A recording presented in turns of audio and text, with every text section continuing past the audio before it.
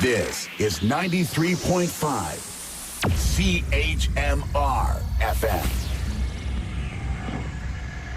Hi, and welcome back to the Midday Report here on 93.5 CHMR FM. I'm Heide Pearson, and I'm very pleased to be joined here at the station by Michaela Pye, who is a Memorial University Grenfell campus student. Hi, Michaela. Thanks for meeting with me today. Hi, it's great to be here.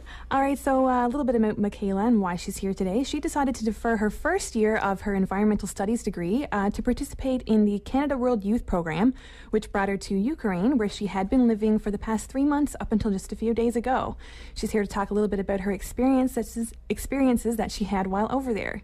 So, Michaela, you just got back from Ukraine last week. What was the mood there when you said goodbye to the friends and people that you met while you were there?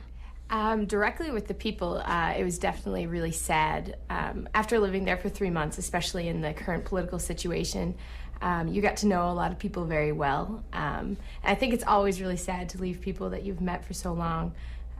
But especially with the political situation where you were a bit nervous of the country they were living in, it was more sad than, say, it would have been if everything was peaceful over there. Of course.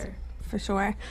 So as a part of your program, you were living in Ukraine. However, you were living away from the demonstrations that were happening in Kiev.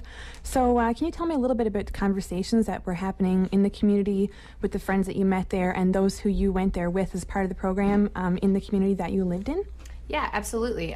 So like you said, I was very far removed from the violence because the violence was very contained in the city, the capital city of Kyiv.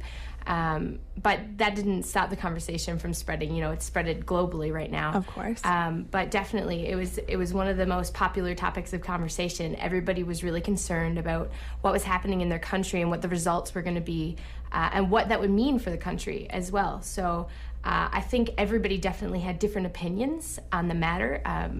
I was living in Western Ukraine, and Western Ukraine versus Eastern Ukraine is a very divided, I would say, as a large group. So Western Ukraine is more pro-European Union at the time, and Eastern was more seemed to be more pro-Russian for sure. So it was really interesting to get to know the locals and get to know their perspectives while remaining neutral as a Canadian at the same time. Mm-hmm. Okay, so were people in the area, were they afraid? Were they worried? Were they kind of just nonchalant and just carrying on with their day, or?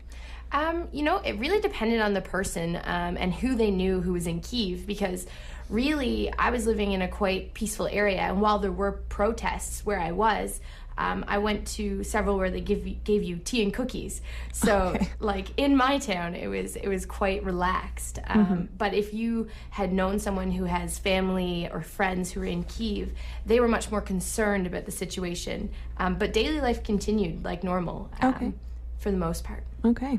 And so how do you think the moves of Russia over the past couple of days since the weekend will change the people and the opinions about what's happening of the people that you met in Ukraine?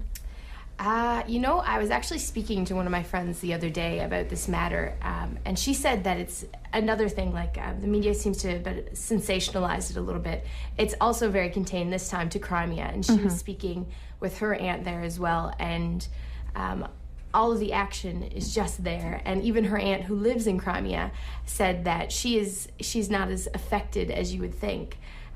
So I think it will affect the people. I think they're going to have an even worse perception on Russia. You know, Russia doesn't always treat Ukraine how we would like them to, and how they would like them to. So, but I think it's going to be a long time before things get better, is what she said to me. But she thinks that it really will.